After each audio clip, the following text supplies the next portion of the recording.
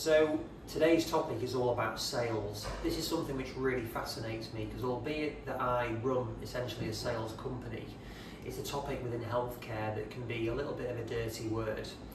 Rich Few is the founder and chief geek at Sales Geek, and Rich is one of the most inspirational people that I know, and I've known him for the last 2 years, and I constantly learn from him. And albeit he runs a sales company himself, his philosophy on things I find really inspiring. So I'm really pleased that I was able to sit down with him and talk more about the topic of sales and what sales really means. And we go into what that means in the healthcare industry as well. So I hope you really enjoy this talk. I think it's a fascinating one, and please let me know what you think. We have now launched the online Shockwave course. When I set the company up, which is over 12 years ago now, which is hard to believe, I was always about educating the clinicians as well, not just in terms of the technology. So when Dom Smith came to me with this idea of doing the Shockwave course, I was all for it. And Dom and Katie have done a fantastic job of putting it together. It's really impressive, really comprehensive. It is technology agnostic, so whatever system you're using will be able to help you with this. So it's a brilliant piece of work. The guys have done really well. So check it out and go to the link below and let us know what you think. Rich, how are you doing? I'm good, man. How are you? Good. Nice to see you. Nice to come to your amazing facility here overlooking Blackburn. It's Blackburn Cathedral, isn't it? Blackburn Cathedral, yeah. Great. Now, I'm really looking forward today and talking about sales. We've worked with you at Sales Geek before, which was really helpful. Just give a bit of introduction about you and what you do.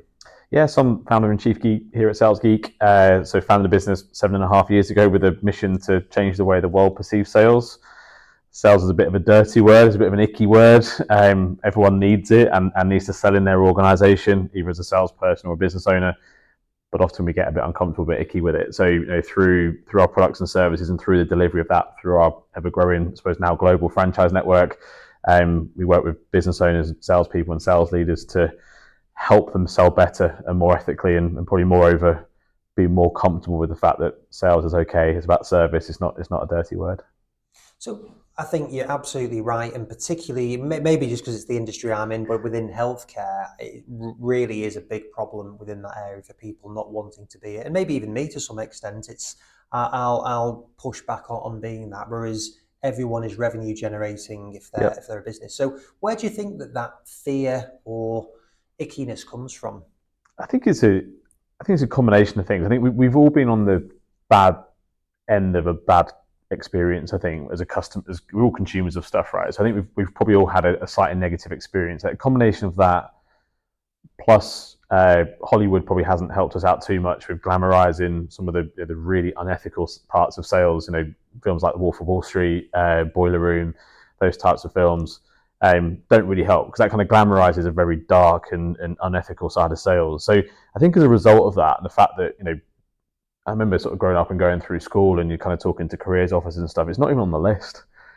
Like everything else is into marketing, operations, go and work in the armed forces, go and do whatever. But it's very unusual that it's on the list. Therefore, every salesperson I think I've ever met, bar none, over the last 7.5 years, and probably even in my career before, ended up in sales. They didn't kind of go on a career path to get into sales. It's just whatever they were doing before didn't work out. And they've ended up in sales or as a byproduct of their profession, but that's healthcare. We see it in law, we see it in accountancy, we see it in all of these different sectors. That sales is a byproduct of the thing that person does.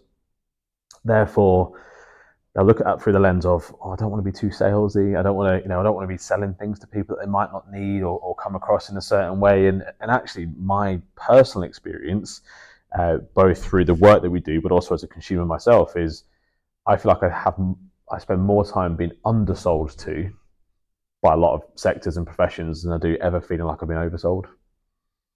Yeah, that's really, really interesting. And just going back to the original point there, I think it's really interesting. Like when you think of professions like law, accountancy, they're seen as the professional services. Yeah.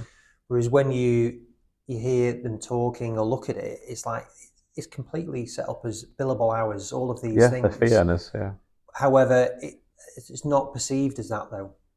No, I don't think it is when people go into it. I think then the reality is once they get there, Obviously, they have to be good at practicing the thing that they do. That's obviously taken as a given. But actually, my experience has been that most of the senior people in those law firms that kind of end up in partner status, a big chunk of that is because of their ability to build a book of business and fees. So they have to be able to sell, they have to be able to network, they have to be able to engage with people, they have to be able to articulate their value to people, which is sales. And I think if you look at sales in its most purest form, I always look at it and explain it through the lens of going for a meal in a restaurant. When you go for a meal in a restaurant, other than the quality of the food, the next thing you'll comment on is the quality of the service. And if you go into a restaurant and that person servicing you does a great job of looking after you, but also, therefore means you end up having a couple of extra drinks because they've been attentive with the service, they recommend a couple of side dishes or a special, so you end up actually spending more money. You'll go and spend more money and be grateful for the fact you spent more money and call it great service. That's sales. That's sales. Whereas if you go into a restaurant and feel neglected and they don't really come and fill up your drinks very often or offer you wine or make any recommendations about anything, you go in, you spend the bare minimum you would have spent, and you leave going, yeah, food was okay, but the service was a bit naff. That's sales. So don't be the naff waiter or waitress, because we've all been there. And I think the funny thing is sometimes with these sort of anecdotal things, sometimes that can be the moment the penny drops. People go, yeah, I've been in both of those situations, and it feels great when you really looked after, and someone says, oh, you got to try the cheesy garlic bread. It's bloody brilliant. Which sticks £8 on your bill, but you feel like you've had a great experience, even though you spent more money. And that for me, sales done well is that. It's that brilliant scene in a brilliant restaurant where you get service, you get support, you get all the help that you need. You ultimately end up spending more money as a consumer and paying for more money, but you feel really good about it. And that, for me, that's sales done perfectly. Yeah, no, yeah, you've got so many different occasions where you've had good and bad experiences in that, and you love it. You're right, you do. It's like, actually, yeah, they suggested this, and whatever it was, even if it was expensive or not, whatever way it is, they're interested in you, is what you feel like. They're suggesting something that they think you will like. Yep. And it's whether or not you like it or not, you feel invested in. Yeah, you do. Or you feel cared for, and you feel important. And I think, again, good salespeople, like good waiters and waitresses, make you feel important. They make you feel special. They listen to your needs and maybe qualify you. And I had a really good experience fairly recently. There's a new restaurant that's opened out my way, and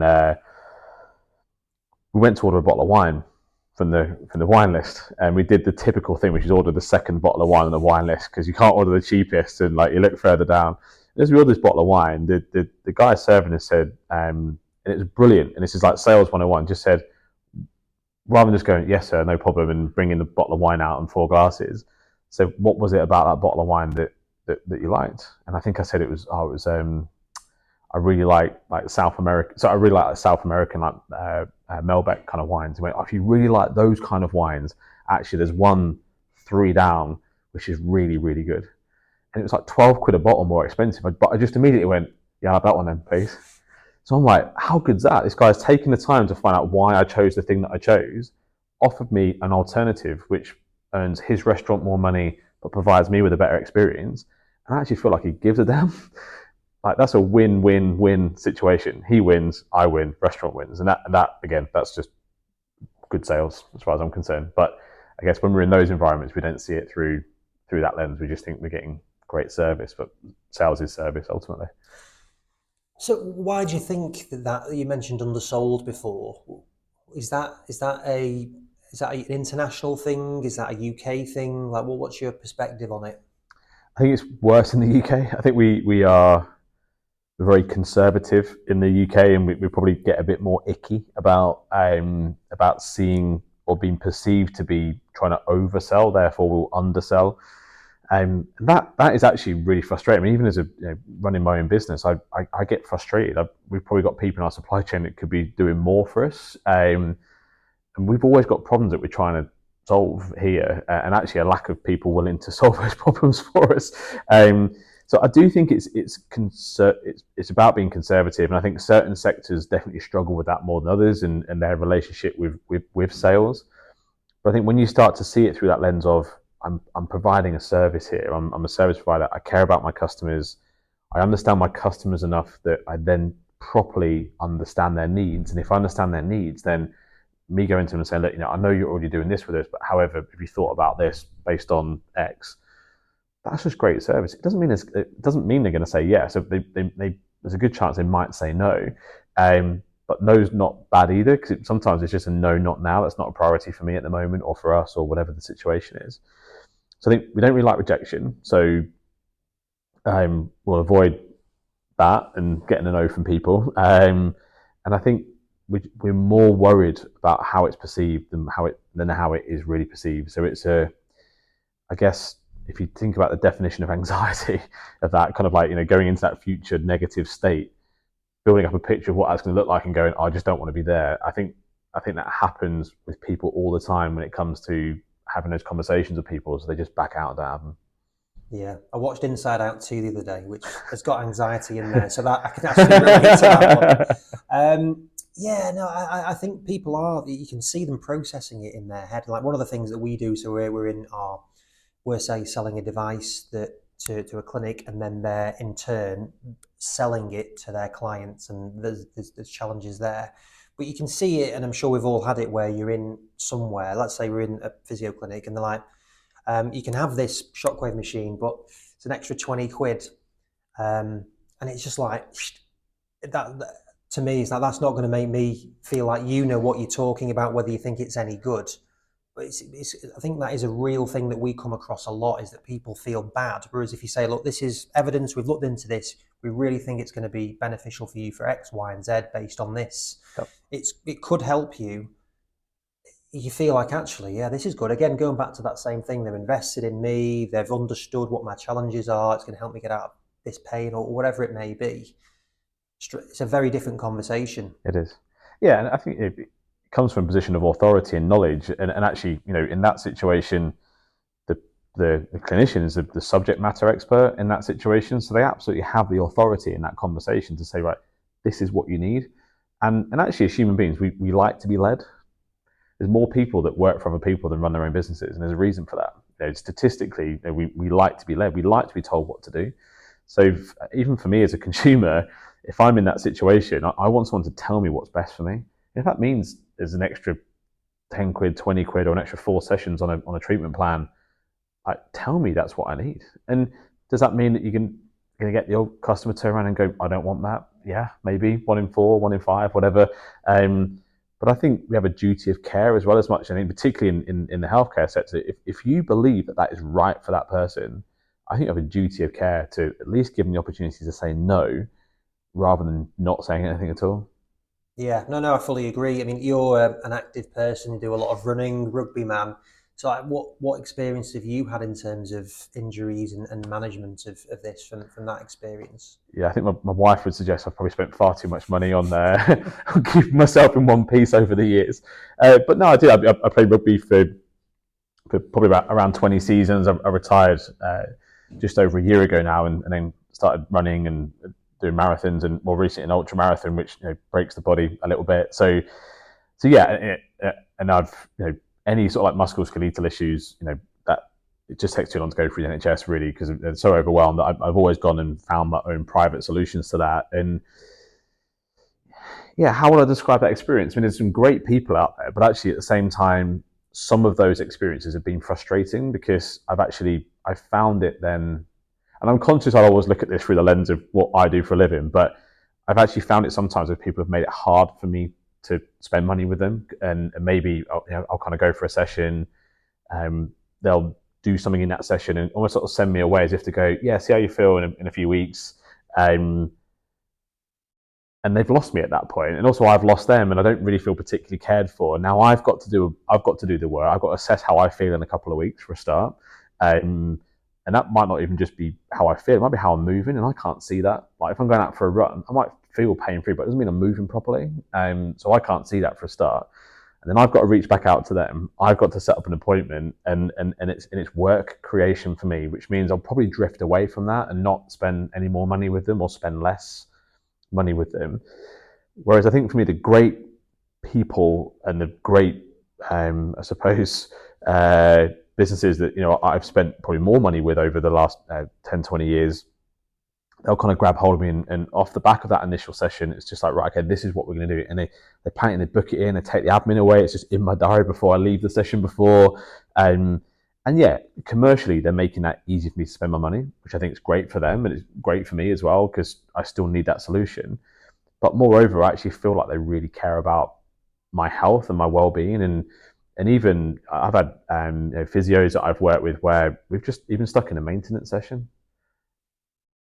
I guess it's something that I probably wouldn't have done. But when they said it to me, like, rugby season's 9 months, you're always going to have something that isn't right, and or there might be periods where you can do some prehab stuff, and I can budget that in. I can plan for that. It's 50 quid, 60 quid, whatever it is, and it's every month, and it's in my household budget. I know I'm getting the help that I need, and so yeah, I think for me, my experience has been, it feels very one off. I felt like as a customer, I had to do quite a lot of work to get what I needed and spend the money. And I think there's a lot. The great thing with that is lots of opportunities for more commercial growth and providing better service levels to customers, I would suggest. I think so, and I think it's come at that time where the NHS is really struggling. Yeah, It's some say broken, certainly within this MSK world, and it's a responsibility really for the clinics to say, right, well, how do we help with that, and how do we take some of that off? And I feel like the clients, like you as an example, me certainly, is you want to be fit, you want to be able to do it, and all right, you're talking about from a sporting perspective, but there's people like the older adult of falls prevention, all of these things. It's like it's your physical wellness. yeah, There's such an emphasis on that now. COVID's added to it, but I think it was going that way anyway. And for these businesses to be able to offer proper services that they can pay for, that they can grow and develop, they've got a duty of care for themselves to make sure they're profitable, that they can grow. And I think that's what I want these conversations to help with. Actually, think no, yeah, we're really valuing what we're doing, which inevitably means getting money in so that you can invest more, yeah. offer better services, train your team better, get more technology, spend time on yourself in terms of developing the culture, whatever it is you're trying to do. Yeah. There's big opportunities there. But I think for me, it's getting the money in the right way. So I think there'll be lots of private practices that will commercially benefit from the struggles of the NHS, right? So that is a byproduct of an issue over here, which is an opportunity. So it's an opportunity, and that means that some of those practices are going to get busier despite themselves. If I'm being harsh about it, they will just get busier because there's more people looking for help because they can't get it from where they used to get it from. But if you go about that in the wrong way, you're never going to retain those customers for a long period of time. You might have more work as a short-term side effect of that, but it's not sustainable or, more importantly, predictable. And I think in any business, the more predictable your revenue streams are, the easier it is to make decisions around growth. And the most predictable way to grow revenue is through existing customers and provide more services, both more of the same services or adding additional services to customers over a sustained period of time, because that's very predictable, but also it's great service and will actually create more loyalty. I think that's the crazy thing in this situation is you will create more loyalty from your customers by doing more for them and charging them for it, because they'll feel invested in and cared about. Whereas if it's just one off and off you go and just ring us if it hurts again, oh, and then by the way, because we're now getting busy, you have to wait 3 weeks for that appointment. Whereas if we'd have booked it in before you left this one, it's in 3 weeks, takes all the admin away, you've got the guaranteed revenue, you've got a happy customer coming back in, and everyone benefits from that situation. But for me, it's about predictable revenue. And I think it's interesting in the US, they definitely have more of a culture of spending money on themselves. So consumers in the US not only spend more money freely on stuff for themselves, but organizations are geared up better to accommodate that. And most of them are on plans and support plans. Like my dentist, like Denplan. Like I don't have any issue with that whatsoever. Right, I'm gonna have to have this, and this done every year. So just pay for it monthly. I just know that there's a cost there that I'm always going to have. But I think I would really urge any owners of any practices to have a think about how you can, because at the minute all of your revenue probably is one-off income, which could stop tomorrow or next week, or you're at the dependency of that customer choosing to come back to you. How can you flip that into some sort of recurring revenue model? So maybe you could even go to the extreme of doing that through membership and direct debits rather than just one-off payments. And there's so many different ways of doing it that both make it easier for you to run your business, but also, again, I keep saying it, but actually give more value and create more loyalty from your customers. And more loyalty means more sustainable revenue from that customer over a period of time. But also, if they feel like they've had great service and they feel a sense of loyalty towards you, they're going to tell other people. So then you get more customers just like them who want to get your services in the way that you want to provide it. And it then becomes this kind of really self-fulfilling prophecy where things get easier really quickly. But there is an opportunity, but there is a danger that people could possibly squander that opportunity. Yeah, I mean, I think that's such a powerful thing, and there's so much evidence and stats around how much better it is to have a repeat business, and yet we see a lot of it. And I think this is part of the problem is that on Instagram and so on, there's a lot of these business coaches say that will be saying, right, we're going to guarantee you 30 new clients per week, and it's very much focused on new clients, new business. And it's like, great, yeah, that's good. It's nice to have new clients coming through. Whereas, are you compromising your current clients? That is probably actually a better business strategy for you as well. Yep. And it's like, so why do you think that? And it's a hard question for me to ask you because you may not have seen it, but like we see a lot of that new stuff, new this, new that all the time. So I see that too. And again, we talk about sales being a dirty word. The business advice market, which we sit in, is also a bit of a dirty word for that exact reason. You've got people making guarantees that they often can't back up. So yeah, I think most businesses, but also we even see it with salespeople in organizations that they get transfixed with new. I need to meet new people, make new connections, find new customers, and I get it. It's at a certain point in someone's journey, they do need new stuff because they might not have enough of it. But people massively undervalue and underappreciate the customers that they've already got, probably in a couple of different ways. So first of all, it's easier. Well, it's easier to create price elasticity with the customers that you've already got for a start. So if someone has already had your services is more likely to take a price increase on that service than someone that's never had it, especially if it's a good service. So first of all, it makes it easier for you in the future with rising costs and other things to then put your prices up. Those customers referring you to other customers is a way cheaper way to acquire new clients than just having kind of always on marketing and business development strategies. Happy customers tell people. Those referrals are the cheapest form of new business you're ever going to get. So for me, that also means you get more of the same customers, because let's be fair, not all customers are good customers. And I think whatever sector you're in, we'll all experience that in different ways. So the easiest way to find more of the customers that you like is to delight the customers you've already got that you like, and the people they're likely to tell are going to be like them. And that might sound like a really obvious thing, but people often don't think about that. They don't consider the total lifetime value of a customer. So they'll look at that as they're going to get 2 bits of treatment every year or whatever, and that nets this. Well, actually, maybe they would spend more money with you if you made it easier, but then maybe they're going to go and tell 2 or 3 people. You might need to incentivize them. You might need to ask. It's mad actually how few people ask, Andy, as well. Like there's crazy stats out there. I saw one recently which was like 78% of happy customers would refer or recommend the business that they've had a service from, but less than 10% of them ever actually ask that person for that referral. That's free money. That's free customers. It's bonkers. Like, so just ask your customers for referrals, and there's ways to position that and structure it, but it amazes me how few people ask. So often the solution to any growth problem often starts closer to home than people think. They think it's new stuff. They think it's PPC. They think it's Facebook ads. They think it's new stuff. But actually, if you had a really, really good and proper look at the audience that you've already got, that you might have spent years building up, and those connections, those data points that you've already got, there is opportunity there. Whether that's pricing, whether that's retention, whether that's referrals. And I think, moreover, it's providing good service. It's doing a good job for people. And I think people often underestimate that. So yeah, do more for the people that already, spend more of your marketing budget on the customers that you've already got. Yeah, no, I think it's a great point, and it's, how do you add more value to that? And I think you're exactly right. Like if you get a referral through, I was speaking to someone yesterday, you're halfway there just for that trust building. It's like, yeah, they're all right. I think half of the time that you're doing it, you're just building trust with that person. Is this someone that I want, that I believe what they're saying or want to work with on an ongoing basis? And that referral just kind of helps tick a big part of that initial box. It does.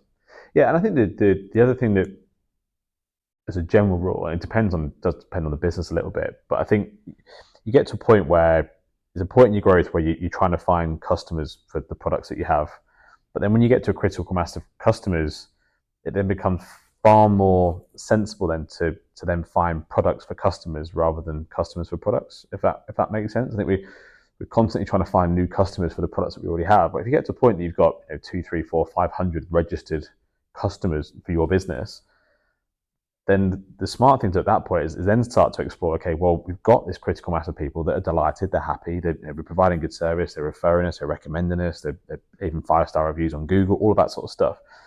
So you can either keep trying to turn that into 550, 600, 700 people, or you can go, right, okay, we've got a group of people here who really like us and we really like them. Let's find products for them to add more value and help us grow our business through product growth rather than customer growth all the time, because I think people often miss that opportunity. Once they've got some loyalty in the customer base, they don't see that the opportunity to grow then is finding products for customers rather than customers for products. Yeah, no, that's really good. It's giving me a few ideas here. This some people are going to be getting some calls tomorrow. No, I think that's really good. Like I think pricing is another one. So if we're speaking to a clinic, a lot of them will be like, "Oh yeah, well down the road they're charging this," and I think people are very much geared to what other people are doing. What's your thought process on that? So I think pricing is a really interesting topic, and I think so much of pricing is psychological. And actually, by that, I don't necessarily mean through the eyes and the psychology of customer. I think most businesses and most people who are setting those prices like absolutely get in their own way, and they'll keep coming up with reasons and finding excuses to not change their pricing because, again, they I suppose they negotiate with themselves before they even try and negotiate with a customer. So they'll talk themselves into not being able to rise it. And I guess, I do fully appreciate it depends on who your target audience is and how much disposable income they're likely to have. I kind of get that. But let's say you're targeting someone who, is on a middle class, middle income individual or family member, whatever that thing is, and they have a level of disposable income. I've got to be honest, this sounds probably really bad, but 90% of the time that I've ever gone and got any treatment anywhere, I've not known how much it was going to cost necessarily before I've had it. And when I got to the end of the session and the person's put the card machine in front of me and said, it's that much, I've just gone, boop, and paid it, whether that was £62 or £67. If it's fixed my problem for me, that price difference is really negligible. And I'm not, it's never bothered me as an individual. Now I get that I might not be in everyone's ideal client profile, but I think there's, we talk at Sales Geek, as you'll know, there's only 4 reasons why people buy from where they buy from. And if someone's very, very price orientated, then and you are attracting people based on the fact that you are the cheapest that you do, the thing that you do, then yes, you're going to have to be very mindful about increasing pricing. But if you're selling based on the relationship you've got with those customers, if you're selling based on the fact you have a unique service, you've got better service levels, then don't overthink price. Like, really don't overthink price. That isn't why people are coming to you. They're not coming to you because you're the cheapest. And a couple of quid an appointment or whatever that thing is, which could make a really big difference to your P&L. And certainly if people are getting squeezed on margin at the moment on their P&Ls anyway, costs of electricity, water, gas, everything's going up and wages are higher. And so a lot of people, I'd imagine, probably running practices are feeling squeezed at the moment. It's absolutely fine to pass some of that on to your customers. And I think if it's done in the right way and it's communicated well, like, it's not an issue. Like, most things have gone up over the last year. I mean, you've only got to step into a supermarket. There's not a thing on the shelf of a supermarket that isn't more expensive than it was. But I still need bread and milk and pasta and baked beans. And it cost me more money than a year ago, but I need it. So I buy it because that's how much it costs. So yeah. I think my advice would be get out of your own way. Think about why your customers buy from you. And if it's not on price, because you're not, and I'm sure most of your customers don't want to see themselves as, oh, people come here because we're cheaper than everybody else. But there's not many people that say that to you. So if that's the case, then why would you be worried about increasing your prices by maybe a couple of quid every 6, 12 months or whatever that time frame is? Yeah, no, I think it's good enough. I think in defence of the clinics, but I think private medical insurance really hammer down pricing and they set precedent. Yeah. And then you've got the NHS, which is free. So I feel Yeah. like, but again, I think it's the clinics will often be overthinking. Oh, got those two big behemoths here, that, Yeah. and they've maybe come from the NHS where you're not having to charge anything for it. So it is a shift for it. And I think that's where I want us to be helpful, working with people like you, get this message out there and think actually just we've got to drive the value up in the whole industry, because you mentioned about bread and milk and so on. You've got to be physically able to walk there and get these things. And it's like, I don't always like the comparison of people getting their hair done or nails or whatever, but it's frequently made of or what cosmetic clinics charge. Whereas physically being not in pain, being able to do sport, which is great for mental health, being able to walk, longevity, and that's not just for younger people, but for the older adult, like my mum's having rehab on certain things. People want to be independent, they're getting older. It's really important to be spending time, money, and attention on this. And yet it still feels like it's a little bit of an afterthought of, I can't spend £100 on that, and you just think that's actually crazy when you think of that's bonkers. your knees or whatever. Yeah. Well, I think because we live in I suppose lifespans have increased, obviously for several generations now. But I think people are starting to tune in a little bit more to health span as well. And there's a great book called Outlive or Outlast by Peter Attia, and that's about health span versus lifespan. And it's okay living 10 years longer than your grandparents did, but actually, if you're in physical pain and can't move and don't have any quality of life, what is the point? So we need to retain health span for longer. And I think a lot of that for me is about maintenance. It's about investing in yourself. And I think anyone that compares a haircut to the sort of treatment they get from a qualified physio, particularly,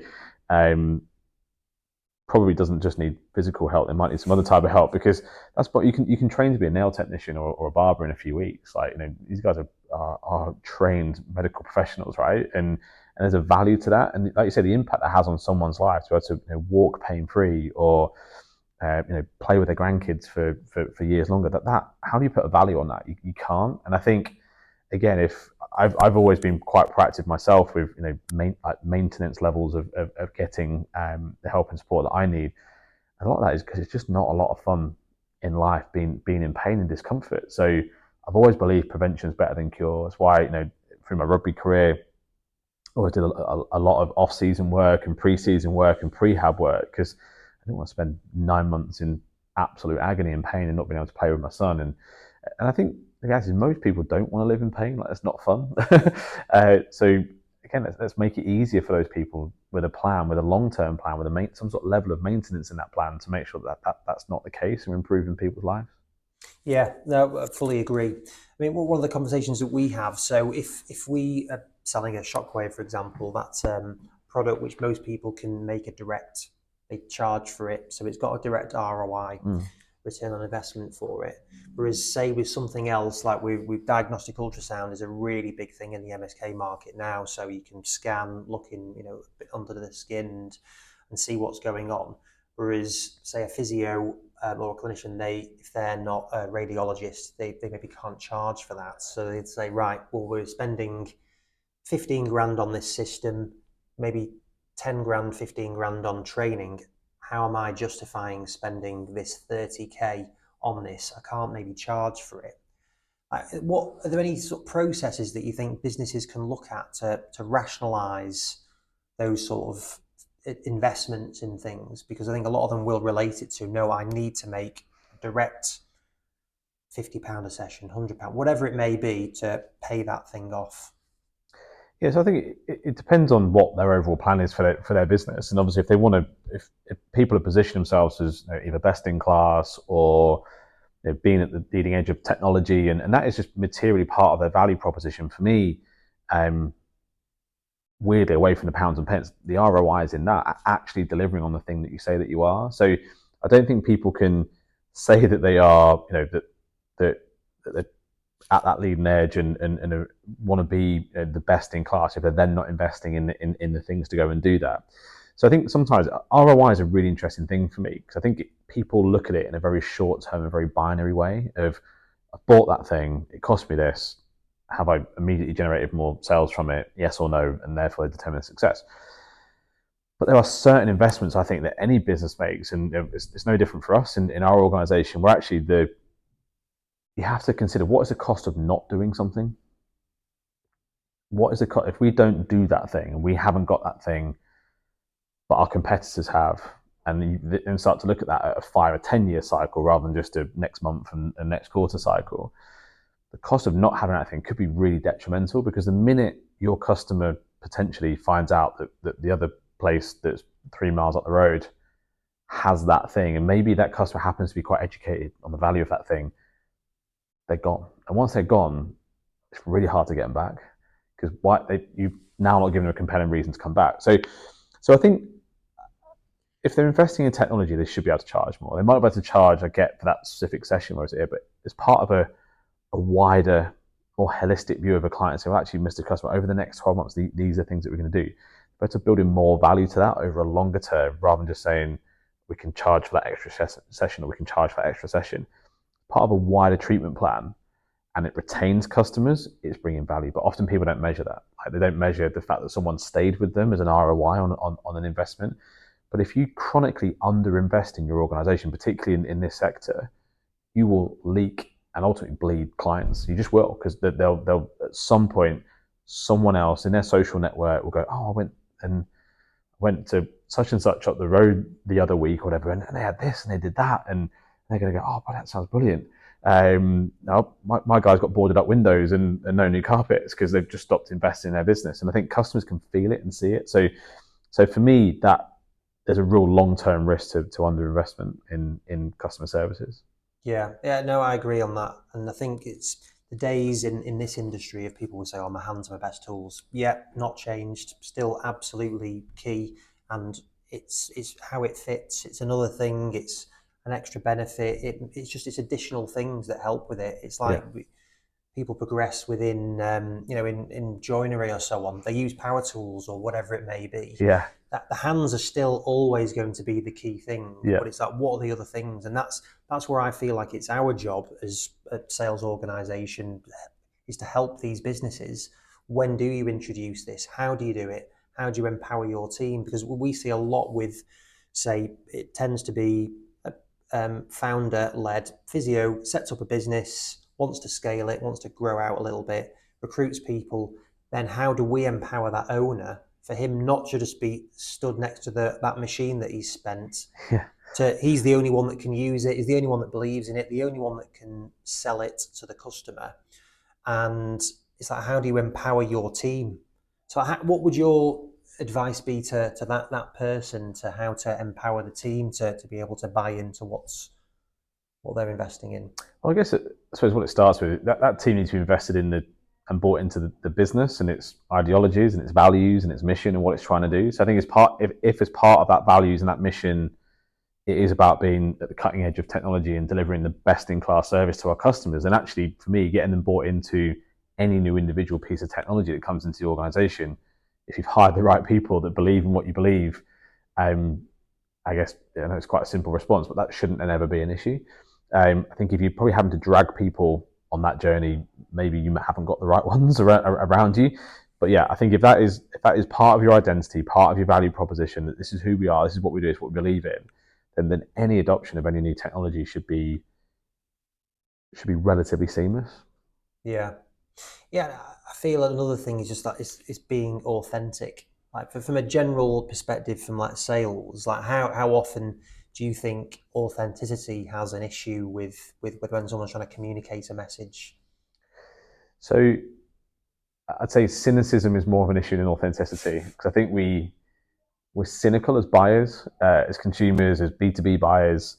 And part of that, ultimately, that without going too deep on the topic, we have Mother Nature gave us an amazing survival instinct, because we need to live long enough to procreate and grow the species, right? And that's kind of, that is at the core of a lot of our psychology and how we view and see things. That is at the core of it. So one of those things is we will see the negatives before we see the positives. That's obvious, right? Because we want to spot the saber-toothed tiger in the long grass, right? Rather than, oh, there's a set of berries over there, and that's lovely, but that's life and death. So that's why, when people are trying to demonstrate gratitude as a way to feel better, improve their well-being, that takes a really conscious effort, because we're far better at seeing the negatives and the bad things than we are spotting the positive things. And that's important when we're selling, because the person on the other side is naturally, their instinct is going to be, I can't trust this until I've got a reason to trust this, right? This is a threat to me until you can prove to me otherwise, which is why big brands obviously invest millions and billions of dollars in brand awareness and people seeing the logo several times, because that helps them get over that threshold. And they know that people might need to see that brand several times in order to make a decision. So it's similar when we're selling. And I think, again, we can learn from that and take a more long-term approach to selling and creating awareness within our customers of the things that we do before we then start more proactively asking for the business. So I think the cynicism is definitely the adversary of authenticity. Now, for me, I cannot remember a time in my life, certainly when I've been dealing with a medical professional, somebody in a clinic, where in that situation, like, they've got my trust already. Like, I have let them manipulate my body, right? I wouldn't have got that far in the process if I didn't trust them to do a good job with that and not leave me in more pain than what I walked through the door. So I actually don't think that trust is a massive issue in that situation, because they've already given you their trust. They wouldn't be there. They wouldn't be on the couch. They wouldn't be in your room, in your clinic without it. So actually, I think, therefore, it's much, much easier to suggest things and put things in front of people at that point in time, because you've already got over that trust hurdle. It's already there. Whereas if you were running an advertising campaign to net new people, then of course you're starting that journey from scratch. But for me, I think there's a real advantage once you've got people that far and they're in your space and they are the recipient of. I know you said about the hands being the tool. I would argue personally that those guys' brains are their most powerful tool. It's their ability to diagnose and unpick that and solve problems for people physically. But once you've had some value from that, I think people don't then need to overthink the authenticity thing, because you're just a medical professional making a suggestion, a recommendation about what's right for that client and that customer, a patient. I think as a customer myself, I wouldn't, all cynicism would go out the window at that point. Now, when I get cold emails, when I go back to my desk after we've had this chat, I'm cynical, right? Or if I walk into the shopping mall at lunchtime and there's somebody with the Sky stand trying to sell me Sky TV, I'm cynical, right? I'm cynical, the guard's up. But if I go and see my physio on Thursday night to have a look at this knee that keeps swelling up every time I run, and towards the end of that appointment, she says, actually, we've done a couple of sessions on doing this and this, I think we might want to try this next. There's nothing in my psychology as a customer that feels like she's not been authentic in any way. I can only believe that she's got my best interests at heart. And so I think that actually, in some respects, once you've got people through the door, I think a lot of your customers have actually got a really unique advantage in that situation. Yeah, no, it's a good perspective, and it is interesting that I do think it is a problem for a lot of clinics that they don't think about that customer and existing. It's constantly thinking, right, I need to be Yeah. adding into the pipeline or to the system. So no, it's a really interesting perspective. I could talk to you about this all day. What haven't we talked about that you think is a good topic? Oh, good question. I think I'd probably lean back to, I mean, when I think about the most common issues we see in businesses, I think, and we've touched on this already when we're talking about, when we talk about pricing, and I think often organizations don't truly understand why their customers buy from them. And I think that is something that I would encourage anybody listening to this to go and seek to understand, like, why are your customers your customers? Or what is the reason why they come and buy from you? And it's also okay to understand why the ones that don't as well, and just understand to yourself whether we have a model in Sales Geek called Cure, which is convenience, uniqueness, relationship, and expense as the four reasons why people buy from where they buy from. And every business on on the planet fits into one of those four things, whether it's Amazon as a convenience business, whether it's someone like Apple as a relationship business now. They used to be unique on technology, but now they're relationship. So, or Primark on the expense, or Lidl on the expense stuff.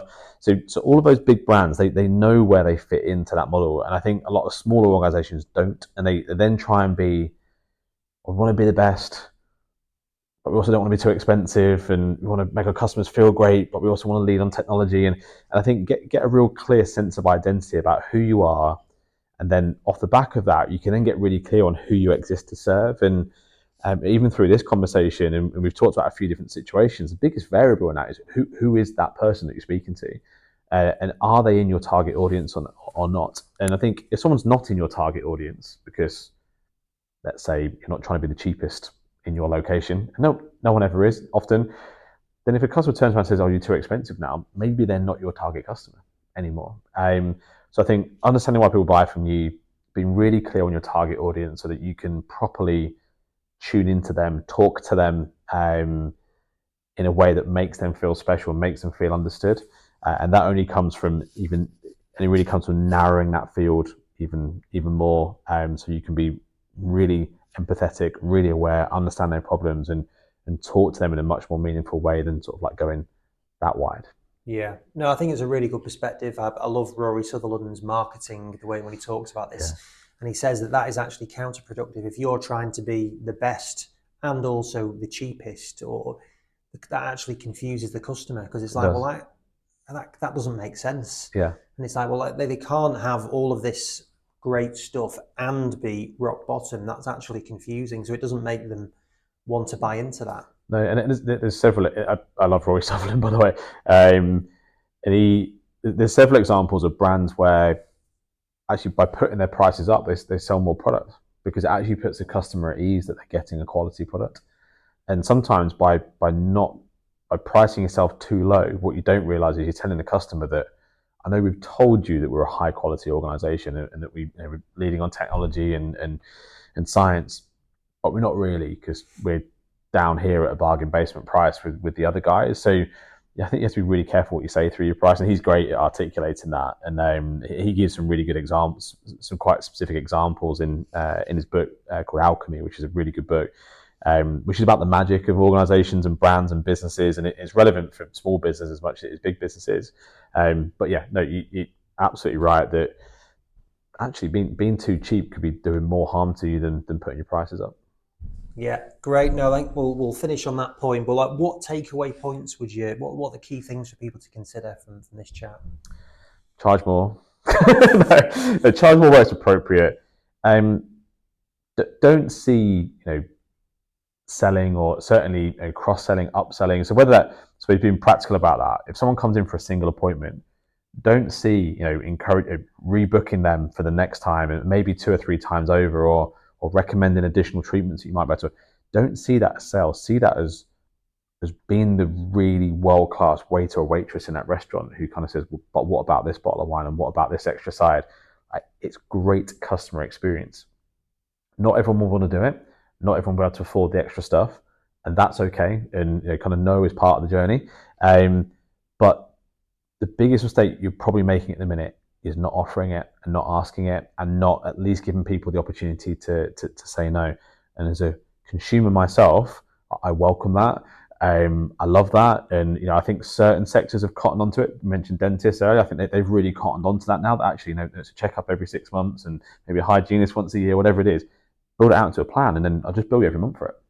And that for me is great service. They've taken out a load of hassle, a load of admin. They ring me now to book the appointments in. It's bloody brilliant. So make it easy for your customers to do business with you, because by trying to not be too salesy at the moment, you're probably making it hard for your customers to do business with you. And that is not a good recipe for a successful business. Brilliant. Rich, always love talking to you. We'll put all your details in, because you really helped our business, and you do a really good job of articulating sales and making it less about sales, even though there's nothing wrong with sales. Thanks for your time. Thanks, dude.